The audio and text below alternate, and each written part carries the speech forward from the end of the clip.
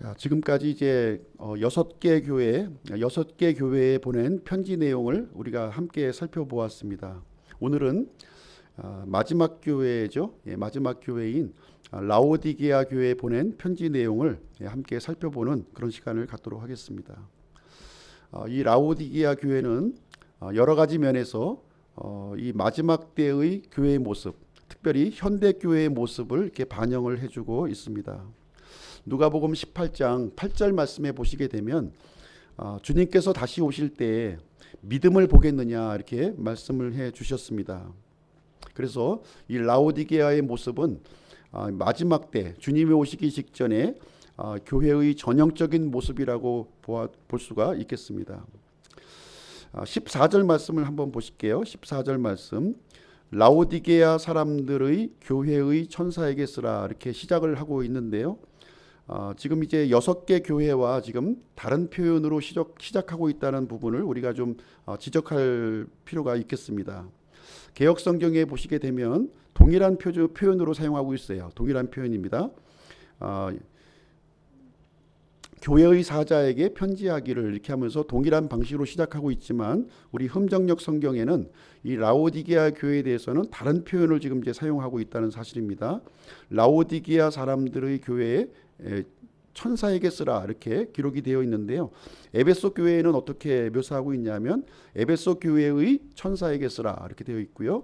나머지 서모나부터 필라델피아 교회까지에는 어디에 위치하고 있는 교회의 천사에게 쓰라, 이렇게 기록이 되어 있습니다.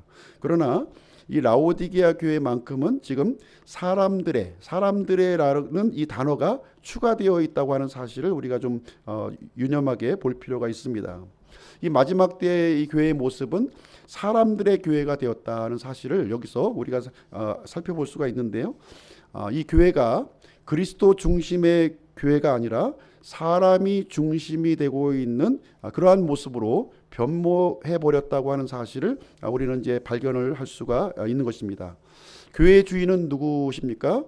당연히 예수 그리스도십니다. 주님께서 친히 세우신 교회가 바로 이 교회예요. 그런데 사람들의 교회가 되었다고 하는 것은 그리스도의 뜻이 작동하는 교회가 아니라 사람들의 이 뜻이 작동하는 교회가 되어버렸다, 이 사실을 여기서 알려주고 있는 내용이 되겠습니다. 예수 그리스도가 교회의 중심에 계시지 않는다면 교회는 과연 어떤 일이 이루어질 것인가 하는 것을 우리는 볼 필요가 있는 것이죠. 그렇게 되면 이 교회는요, 믿지 않는 사람들로 이렇게 구성이 된다는 거예요. 믿지 않는 사람들로 구성이 되어지고 교회에 이제 모이는 목적이 좀 달라지게 됩니다. 다른 목적을 가지고 교회에 모이는 일이 발생하게 됩니다. 그래서 다른 목적이라 하면 물론 선한 목적일 수도 있어요. 예를 들면 문화센터를 세운다 할지, 봉사단체를 또 구성한다고 할지, 또 이런 친목단체를 이제 구성하는 그런 장소로 사용될 수가 있다고 하는 것입니다. 이 정도면 굉장히 건전한 거예요. 굉장히 건전한 건데 지금 유럽 교회의 모습을 우리가 보게 되면 대부분의 교회들이 지금 이제 이슬람 모스크 사원으로 이렇게 바뀌어졌다고 하는 사실을 우리는 이 소식을 통해서 접할 수가 있고요. 심지어는 이 교회가 나이트 클럽이나 술집 이런 그 장소로 지금 이제 사용이 되고 있는, 그 참 예수님의 이름이 이렇게 짓밟혀지고 있는 교회 이 장소에서 그런 일이 버젓이 지금 일어나고 있는 상황이 되겠습니다. 유럽은 이미 진행이 거의 완료가 되었고요. 미국도 지금 진행 중에 있습니다. 그런 과정들이 뭐 태권도장으로 사용된다고 할지 여러 다른 목적으로 이제 사용이 되고 있습니다. 우리나라도 아마 머지않은 장래에 이러한 모습을 이제 우리가 목격하게 될 것이고요. 아마 교회 이런 모습을 보실 때 아마 주님의 눈에서는 통탄의 눈물이 흘려질 것이라고 생각을 합니다. 그래서 이 오늘 살펴보는 이 마지막 교회 라오디게아의 교회를 통해서 주님의 마음을 얼마나 슬프시게 하고 있는가 하는 사실을 우리는 보게 되는 것입니다. 그래서 오늘 이제 먼저 이 편지 내용을 살펴보기 전에 라오디게아 이 도시의 배경에 대해서 먼저 말씀을 드리도록 하겠습니다. 이 라오디게아는 어떤 도시였냐면 역시 지금의 터키, 당시의 소아시아에 있는 이 도시였는데요. 다른 여타 도시와는 다르게 물질적으로 축복을 받은 도시였습니다. 물질적으로 축복받은 도시였어요. 주전 3세기경에 이 시리아의 안티오쿠스 2세에 의해서 세워진 도시였는데요. 왕비의 이름이 이제 어떻게 되었냐면 라오디케입니다. 라오디케인데 왕비의 이름을 따서 이 도시의 이름을 이렇게 정하게 되었습니다. 현재 이 도시의 이름은 에스키히살이라고 하는 이름으로 불려지고 있는 도시가 되겠습니다. 이 라오디게아는요, 교통과 무역의 요충지였어요. 당시 이제 그 소아시아에서 아주 부흥했던 도시가 에베소였습니다. 에베소와 이렇게 소아시아 지역을 이렇게 관통하는 그런 도시가 바로 라오디게아 교회였다고 하는 사실입니다. 그리고 이 라오디게아에서는 양질의 양질의 양털이 생산되는 그런 생산이 되었고요. 금융업이 발달된 그런 도시였습니다. 그래서 대부분의 이 도시 사람들은 굉장히 물질적으로 부유하고 풍족한 그런 삶을 살게 되었습니다. 지난번에 살펴보았던 이제 사대 사람들도 굉장히 금 생산지였기 때문에 부유한 도시라고 이제 말씀을 드렸는데, 이 사대 사람들이 울고 가는 도시가 어디냐? 바로 라오디게아라는 거예요. 그만큼 굉장히 물질적으로 풍족한 그런 도시였다는 사실을 보여주게 됩니다. 근데 이 도시에 한 가지 단점이 있었는데, 그것은 무엇이냐면은 물사정이 좋지 않았다는 거예요. 물사정. 물이 좀 이제 귀해서 인근 도시로부터 이제 물을 끌어와야만 됐어요. 가까이 있는 도시가 어디였냐면 히에라폴리스라고 하는 도시가 있었고, 또 골로세라고 하는 도시가 있었던 거예요. 그래서 히에라폴리스는 이제 지금 오늘날에 불려지기는 파묵갈레로 이제 불려지는 곳이에요. 그 온천으로 굉장히 유명한 그런 도시인데, 석회암 온천으로 유명한 도시였어요. 그래서 그 뜨거운 온천수를 이렇게 수로를 통해서 이렇게 끌고 와야 했고요. 그 다음에는 이제 골로새에서 또 이제 물을 끌고 오는데, 골로새의 물은 그 만년설이 이렇게 녹아서 내려온 그 물이었기 때문에 굉장히 시원한 냉수였어요. 이 냉수를 또 수로를 통해서 이렇게 끌고 와서 식수로 이렇게 사용을 하게 되었습니다. 그런데 한 10km 남짓 되는 이 거리를 이제 물을 이제 수로를 통해서 끌고 오다 보니까, 지금은 이제 그 수로가 감춰져 있지만 당시에는 노출된 수로로 이렇게 물이 끌고 왔던 거예요. 그러다 보니까 햇빛에 의해서 굉장히 이제 미지근한 물로 이렇게 변모가 되었던 것입니다. 이 터키 지방, 당시 그 소아시아 지방에는 주후 17년경에 대지진이 있었어요. 대지진. 역시 이제 라오디게아 도시도 이때의 그 지진으로 말미암아 완전히 이 파괴가 되었습니다. 그래서 로마 황제가 이제 도시 재건 비용을 이제 지원을 하려고 했는데, 이 라오디게아의 경우는 이 로마의 지원을 거부한 도시예요. 왜냐하면 재정 자립도가 굉장히 뛰어났기 때문에 자체의 그 자금으로 도시 재건을 진행하게 되었습니다. 그리고 라오디게아는요, 유대인들이 또 많이 살았어요. 소아시아 대부분의 지역들이 그러했던 것처럼 라오디게아 역시 이제 유대인들이 많이 이제 살았습니다. 근데 한 가지 특징은 뭐냐면 이 유대인들이 그리스도인들을 박해하지 않았다는 겁니다. 유대인들을 박하지 않아요. 다른 도시에서는 유대인들이 그리스도인들을 굉장히 박해했는데, 이 도시에서만큼은 유독 그리스도인들을 박해하지 않고 이렇게 사이좋게 지낸 모습을 보여주고 있습니다. 그래서 그리스도인들은 다른 지역에 비교해서 굉장히 좋은 환경에서 이렇게 믿음 생활을 하게 되었고요. 아주 좋은 환경에서 어려움 없이 이렇게 교회가 형성하게 되었습니다. 우리가 생각할 때 환경이 좋으면 믿음 생활을 또 잘할 것이다 이렇게 생각을 하지만, 실상은 그렇지가 않은 모습을 우리는 보게 됩니다. 그래서 라오디게아 교회는요, 7교회 중에서 가장 저급한 믿음을 가진 그런 교회였습니다.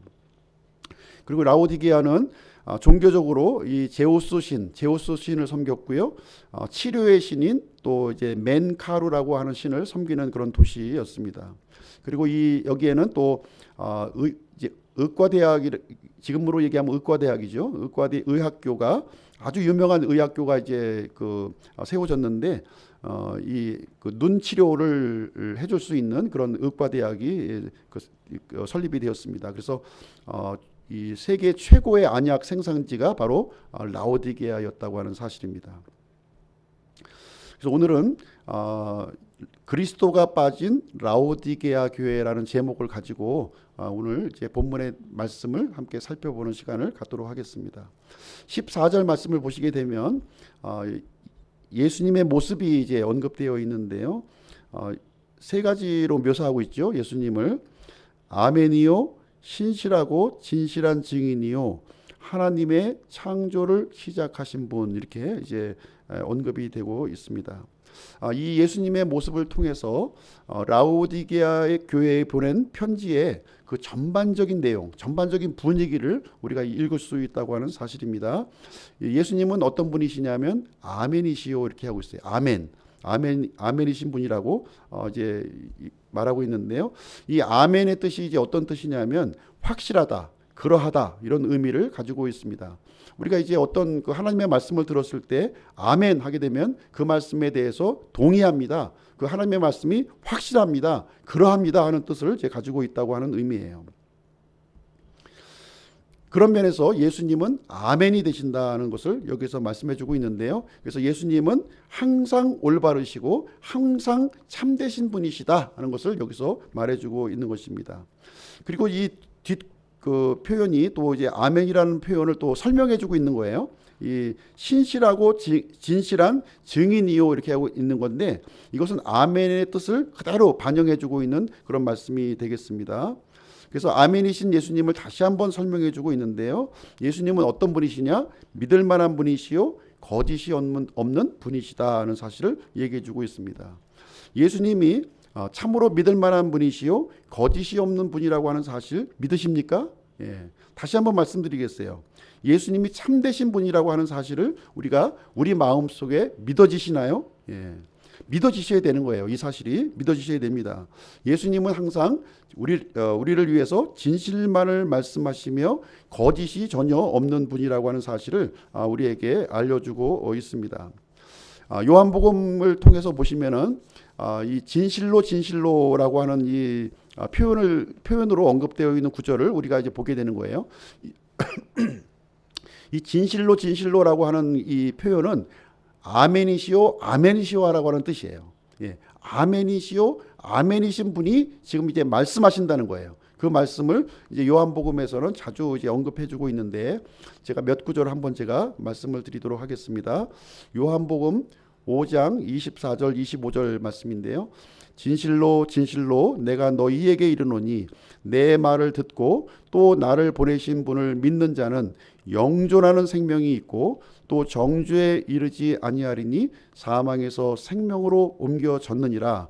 진실로 내가 너희에게 이르노니 죽은 자들이 하나님의 아들의 음성을 들을 때가 오고 있는데 곧 지금이라. 듣는 자들은 살리라. 이렇게 하면서 예수님께서는 아멘 반복하시면서 이 진리의 말씀을 우리에게 해주고 있습니다. 우리도 이 말씀에 대해서 아멘으로 화답하기를 원하시고 있는 거예요.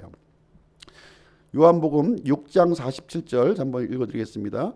진실로 내가 너희에게 이르노니 나를 믿는 자에게는 영존하는 생명이 있느니라. 이렇게 말씀해주고 있습니다. 요한복음 8장 34절 예수님께서 그들에게 대답하시되 진실로 내가 너희에게 이르노니 누구든지 죄를 짓는 자는 죄의 종이니라. 요한복음 8장 51절 진실로 내가 너희에게 이르노니 사람이 내 말을 지키면 결코 죽음을 보지 아니하리라. 요한복음 13장 20절 진실로 내가 너희에게 이르노니 내가 보내는 자를 받아들이는 자는 나를 받아들이며 나를 받아들이는 자는 나를 보내신 분을 받아들이니라. 이렇게 말씀해주고 있어요. 예수님을 받아들인 사람은 어떤 사람이라고요? 아버지 하나님을 받아들인 사람이다. 이 얘기를 지금 이제 진실로 지금 아멘 반복하면서 약속의 말씀으로 우리에게 주시는 말씀이 되겠습니다. 예수님은 아멘이시요 신실하고 진실된 증인이심을 우리에게 말씀해주고 있습니다. 우리의 생명을 안심하고 맡길 수 있는 유일한 분이시라고 하는 사실을 말해주고 있는 거예요. 그리고 예수님의 그 세 번째 표현 한번 보겠습니다. 세 번째 표현을 보시게 되면 14절 하나님의 창조를 시작하신 이라고 이제 여기 표현이 되어 있는데요. 이 얘기는 무슨 얘기냐면 예수님은 창조주시라는 거예요. 예수님이 이 하늘과 땅에 모든 것들을 창조하신 창조주라고 하는 사실을 믿으십니까? 그렇다면 예수님은 이 온 세상의 주인이시라는 거예요. 소유주라고 하는 사실을 여기서 말씀해 주고 있습니다.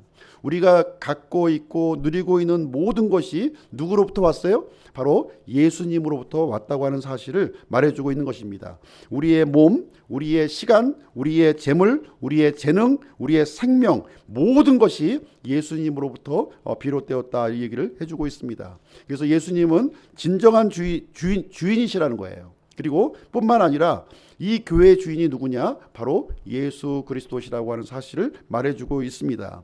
예수님은 교회를 시작하신 분이 바로 예수님이라는 거예요. 그러면서 변함없이 지금까지 진실함과 성실함, 신실함을 우리에게 보여주셨다고 하는 사실을 말해주고 있는 것입니다. 예수님은 모든 사람들에게 아멘이 되어 주셨어요. 그리고 라오디게아의 소유권을 주장할 수 있는 분이 누구예요? 바로 예수님이라고 하는 사실을 우리에게 가르쳐주고 있는 내용이 되겠습니다. 20절 말씀만 보시죠. 20절 말씀을 보겠습니다. 20절 우리가 이제 잘 알고 있는 구절이고 이제 암송하고 있는 구절이기도 한데요. 보라, 내가 문에 서서 두드리노니 누구든지 내 음성을 듣고 문을 열면 내가 그에게로 들어가 그와 함께 만찬을 먹고 그는 나와 함께 먹으리라. 지금 예수님께서 문을 두드리고 계시죠. 문을 두드리고 있는데 지금 예수님은 교회 안에 계십니까? 교회 밖에 계십니까? 지금 교회 밖에 계시다는 거예요. 교회 밖에서 지금 문을 이제 두드리고 들어가기를 청하는 예수님의 모습을 여기는 발견할 수가 있습니다. 지금 마지막 교회 라오디게아 교회에서는 지금 말도 안 되는 일이 이제 벌어지고 있는 거예요. 이 교회의 소유권자이신 이 주님이 지금 교회 안에 있는 것이 아니라 교회 밖에서 들어가기를 청하고 있다고 하는 사실을 여기서 말을 해주고 있습니다. 교회의 주인 자리를 차지한 사람들이 누굽니까? 바로 예수님이 아니라 사람들이 교회의 주인 자리를 차지하고 있는 모습을 보여주고 있어요. 그래서 오히려 지금 이제 주객이 전도가 되어 가지고 예수님께서 부탁하고 있는 거예요. 제발 좀 나를 안으로 들여보내 달라. 내가 주인이다. 나와 함께 만찬을 함께 나누자 이렇게 요청하고 있는 예수님의 모습을 보게 됩니다. 교회에서 가장 높임을 받고 가장 칭송을 받아야 할 분이 누구예요? 바로 주님이신데 가장 그 낮은 자리에서 버림을 받은 분이 바로 예수 그리스도라고 하는 사실을 여기서 말해주고 있습니다. 그래서 라오디게아 교회는 주님의 교회가 아니라 더 이상 이렇게 사람들의 사조직으로 이렇게 변해버린 이런 모습을 보여주고 있습니다. 이 라오디게아 교회에 대해서 예수님은 어떻게 말씀하시는지 한번 보겠습니다. 칭찬하는 말씀은 단 한마디도 없고 책망의 말씀으로 이렇게 진행이 됩니다. 15절부터 17절 말씀 보겠습니다. 15절부터 17절.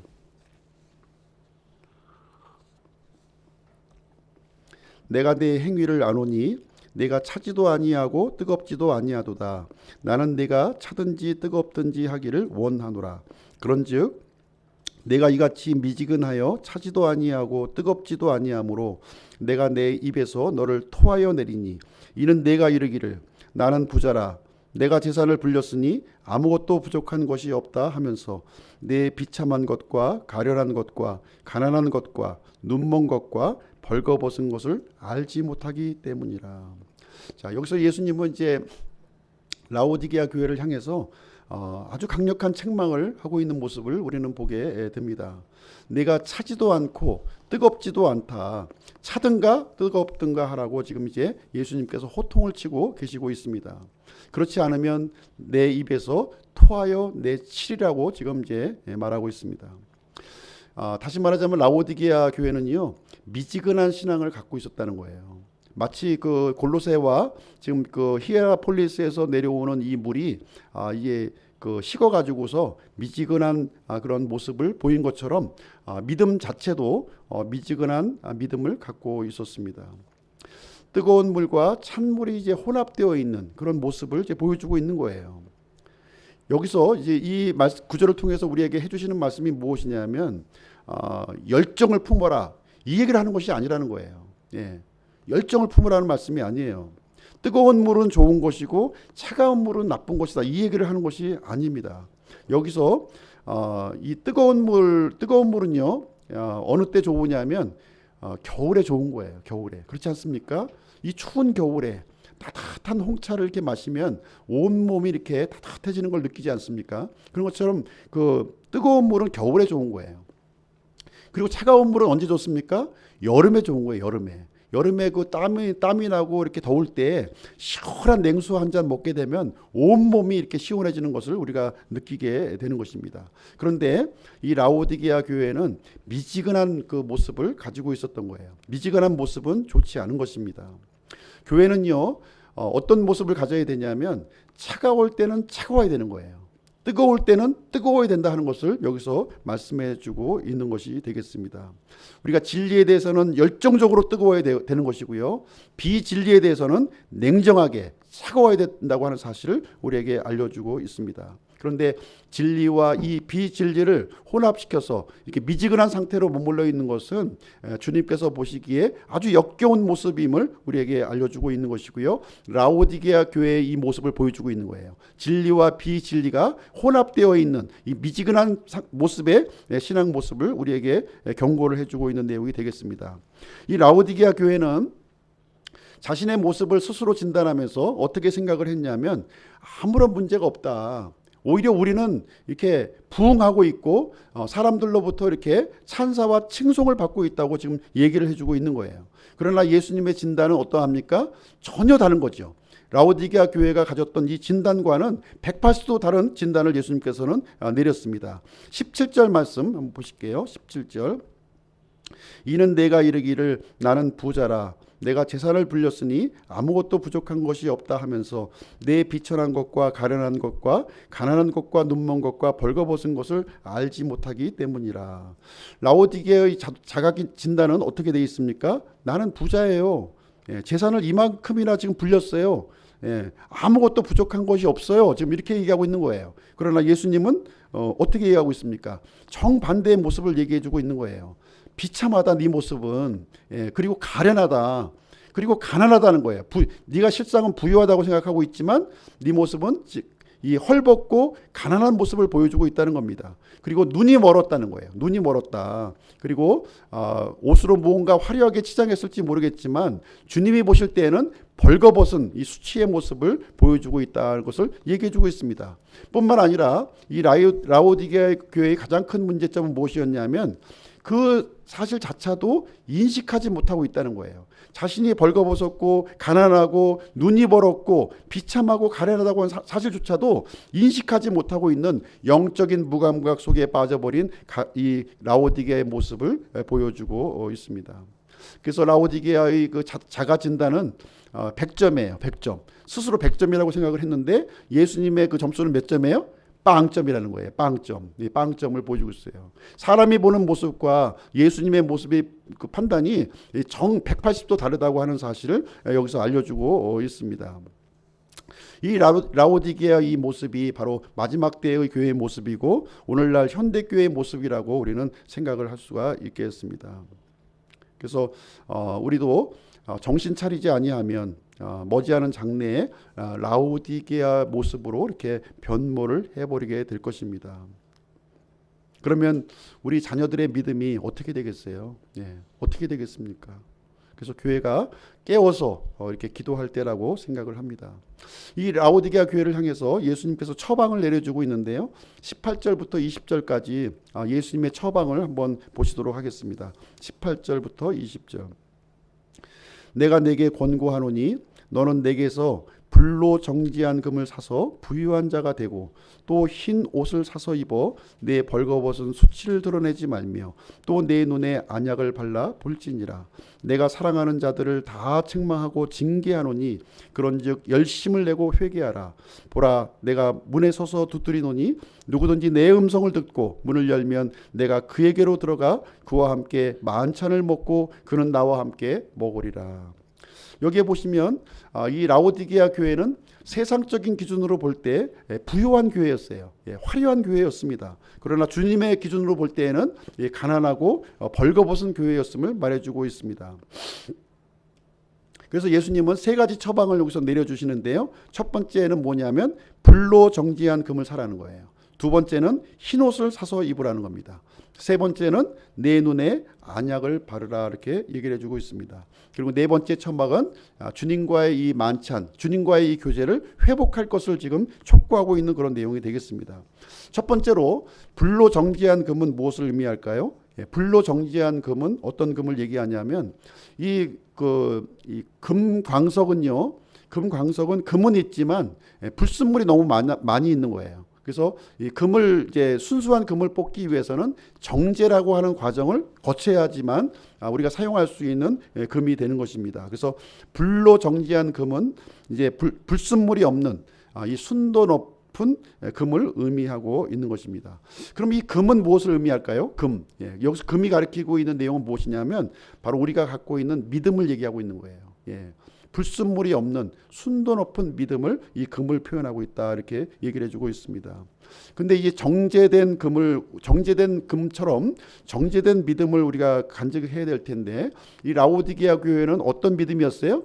정제된 금이 아니라 불순물이 이렇게 가득히 이렇게 뒤덮여 있는 그런 쓸모없는 그런 믿음이었다 하는 것을 여기서 말씀해주고 있습니다. 그래서 정제된 믿음, 이 순수한 믿음은 무엇을 의미할까요? 이것은 십자가 중심의 믿음인 거예요. 예수 그리스도께서 갈보리 십자가 위에서 세우셨던 십자가 중심의 믿음, 예수 그리스도 중심의 그 믿음을 여기서 말씀해주고 있는 것입니다. 그래서 우리가 정제된 믿음을, 이 정제된 금을 소유하기 위해서는 십자가로 다시 돌아가야 한다고 하는 사실입니다. 예수 그리스도께로 다시 돌아가야 되는 거예요. 이 사실을 지적하고 있는 내용이 되겠습니다. 두 번째로 흰옷을 사서 입으라는 겁니다. 흰옷을 사서 입으라. 이 흰옷이라고 하는 것은 계시록 19장 7절 8절에 보시면 이제 언급이 되어 있는데요. 이 흰옷, 성도들이 입는 흰옷은 성도들의 의라고 이렇게 분명하게 우리에게 가르쳐주고 있습니다. 그럼 우리 그리스도인들에게 주어지는 이 의는 어떻게 우리에게 주어지는가? 이것은 우리의 노력과 행위를 통해서 얻어지는 것이 아님을 성경은 우리에게 가르쳐주고 있어요. 성도들에게 주어진 이 의는 예수 그리스도의 피를 통해서 우리에게 주어지는 의가 되겠습니다. 그래서 이 흰옷이 가리키는 의미는 무엇이냐면 예수 그리스도의 옷인 거예요. 예수 그리스도의 옷임을 우리에게 가르쳐주고 있습니다. 그래서 우리 그리스도인이라면 마땅히 어떤 옷을 입어야 돼요? 예수 그리스도의 옷을 입어야 되는 것입니다. 세상 옷을 입으시면 안 되는 거예요. 세상 옷은 우리에게 맞지 않는 옷이에요. 맞지 않는. 그 세상 옷은 우리가 벗어버리고 예수 그리스도의 옷을 입어야 할 것을 우리에게 알려주고 있는 것입니다. 근데 이 라오디게아 교회는 어떤 옷들을 입고 있었어요? 세상의 옷을 입고 있었던 거예요. 세상의 화려함과 세상의 부유함의 옷을 이렇게 걸치고 있었던 겁니다. 그래서 예수님이 볼 때에는 이 벌거벗은 이 수치스러운 모습으로 보셨다고 하는 사실을 말씀해 주고 있습니다. 우리 로마서 13장을 가서 한번 읽어보시겠습니다. 좀 앞으로 넘기셔서요. 로마서 13장.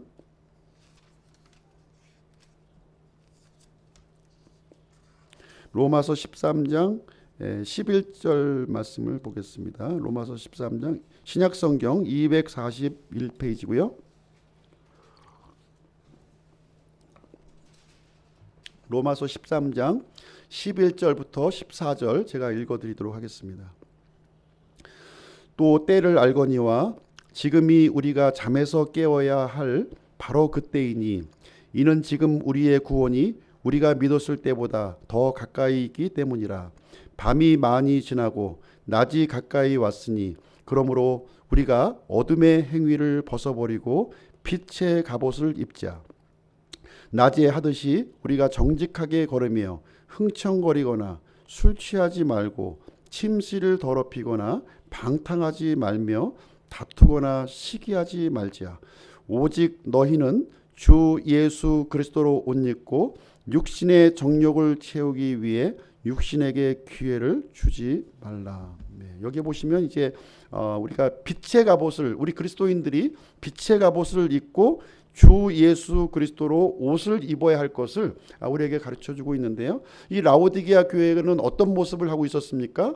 예수 그리스도의 옷을 입었었던 것이 아니라 어둠의 옷을 입고 있었고 세상의 옷을 입고 있었다는 거예요. 그래서 말로는 그리스도인이라고 말을 했지만 어떤 삶을 살았어요? 여기 이제 그 13절에 나와 있는 것처럼 이렇게 흥청거리며 술 취하며 침실을 더럽히고 방탕하며 다투고 시기하는 모습이 이렇게 교회 안에서 이렇게 재현되었다고 하는 사실을 말씀해 주고 있어요. 교회에서 하나님의 뜻을 구하고 십자가의 도를 전하는 것이 아니라 육신의 정욕을 채우기 위해서 육신의 기회를 주고 있는 이 라오디게의 모습을 지적하고 있는 것이에요. 그래서 우리 그리스도인들은 어떤 옷을 입어야 됩니까? 예수 그리스도의 옷을 입어야 된다는 거예요. 예수 그리스도의 신분의식을 가지고 이 그리스도를 이렇게 드러내는 그런 삶을 살아야 될 것을 말씀해 주고 있습니다. 그래서 성경은요, 옷을 갈아입혀 주는 이야기가 이렇게 쭉 진행이 되고 있는 거예요. 아담과 이브가 처음에 범죄했을 때 어떤 옷을 입었습니까? 자기들이 만들었던 무화과 나무 잎으로 엮은 그 앞치마 에이프론을 해 입은 거예요. 부끄러운 부분만 그냥 간신히 가리는 그러한 옷을 만들어서 해 입었습니다.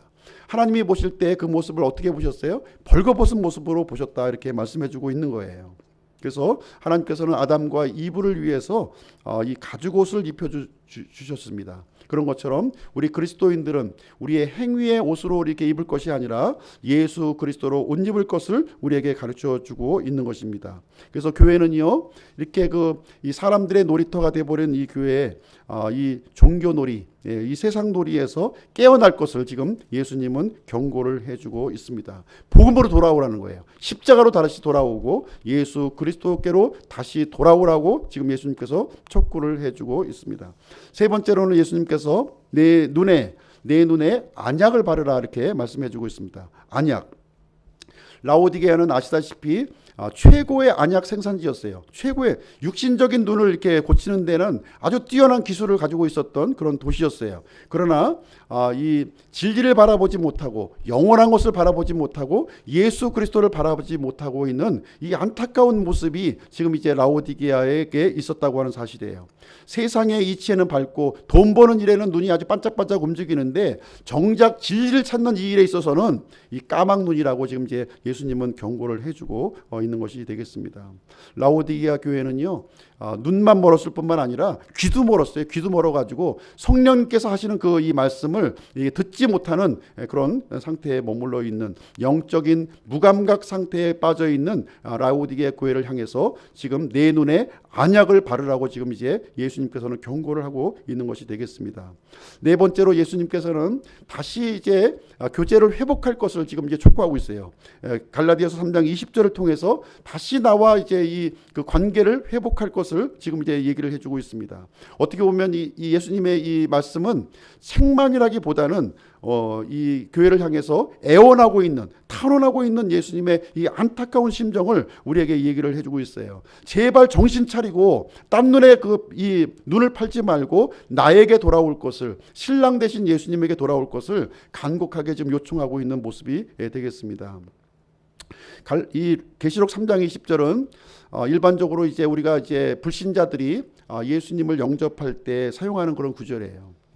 뭐 이렇게 적용해도 뭐 큰 문제는 없지만 그러나 본문의 이 문맥상의 이 뜻은 무엇이냐면 교회에게 주신 말씀입니다. 불신자에게 주신 말씀이 아니라 교회에게 주신 말씀이에요. 지금 교회 밖에 지금 있는 예수님께서 지금 교회 중심에 들어오려고 지금 이제 말씀하시는 그런 내용이 되겠습니다. 그래서 교회에게 적용해야 될 말씀이고요. 뭐 또 불신자에게 적용해도 큰 무리는 없다, 이렇게 생각을 합니다. 교회는요, 마땅히 예수 그리스도와의 이 교제가 회복이 되어야 되는 거예요. 진정한 교제는 예수 그리스도가 중심이 되는 교회지 이 사람들과의 이 모임 자체가 이 성도의 교제가 아니라고 하는 사실을 여기서 알려주고 있습니다. 예수님께서 문을 두드리고 계시는 이 모습을 이제 그림으로 그리신 분이 있죠. 그림. 우리가 이제 우리가 익숙한 그런 내용이신데, 예수님께서 가시면류관을 쓰시고 지금 이제 한 손에는 등을 드시고 그다음에 문을 두드리는 모습의 아마 그림을 많이 보셨을 것입니다. 윌리엄 홀만 이 헌트라고 하는 사람이 세상의 빛이라고 하는 이런 그 그림을 이제 그렸어요. 거기에 보시게 되면, 유심히 보게 되면 문고리가 없는 거예요. 문고리. 예.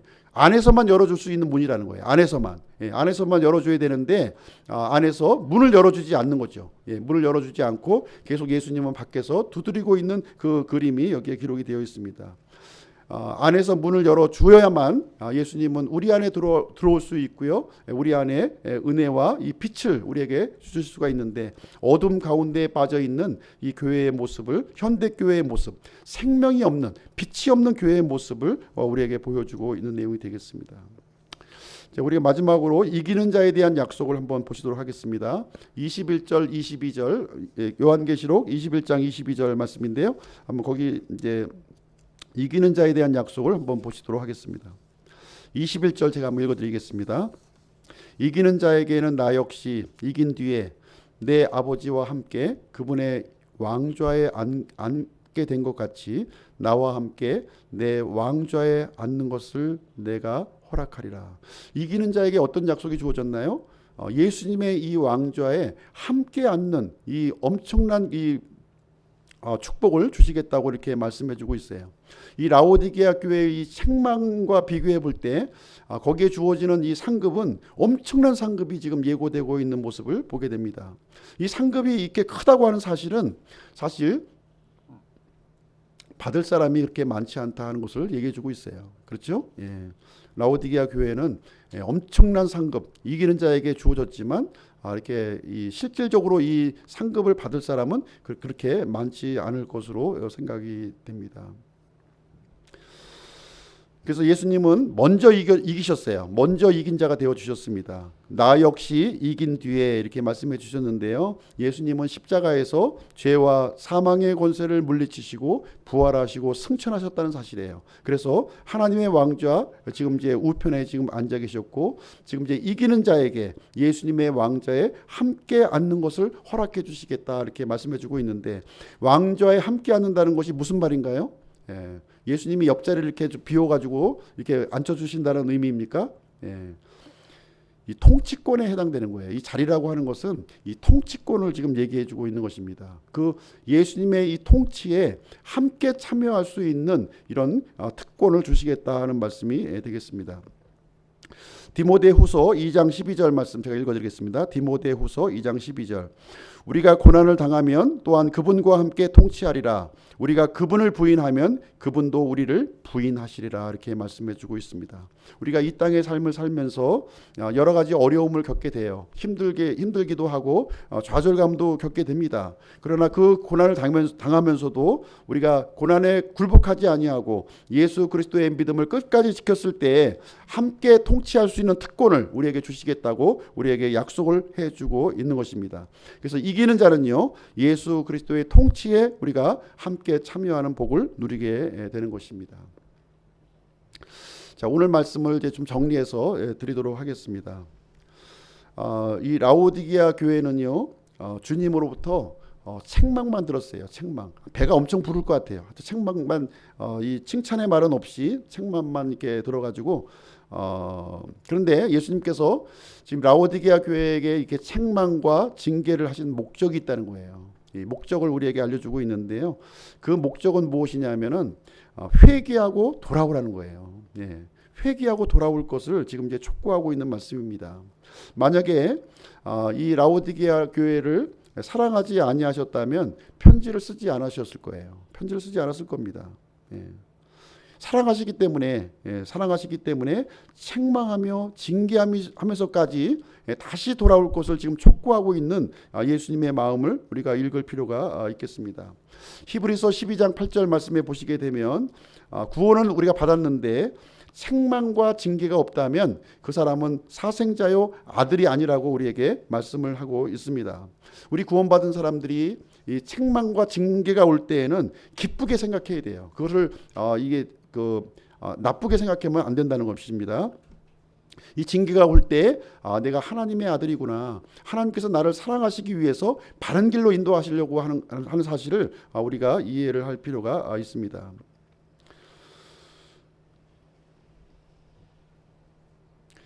오늘 라오디게아 교회를 통해서 우리가 이제 여러 가지 내용들을 우리가 살펴보았는데 사실 우리 교회도 이런 부분에 있어서 이제 예외가 아니라고 생각을 합니다. 그래서 예수 그리스도가 중심이 되는 교회, 또 예수님의 십자가가 중심이 되는 교회, 이 복음이 우리 교회의 중심에 이렇게 있어야지 사람이 중심에 서 있을 때에는 그 사람이 목사이든지 누구이든지 간에 사람이 중심이 되었을 때는 이 교회는 이 버림받게 되고 예수님의 책망과 징계를 받을 수밖에 없다고 하는 사실을 우리가 깨달아야 될 줄로 생각을 합니다. 그래서 우리 기쁨 침례교회는 이 마지막 때를 맞이해서 예수님께만 기쁨을 드리고 예수님을 주인으로 모시는 그런 기쁨 침례교회가 되기를 간절히 원합니다.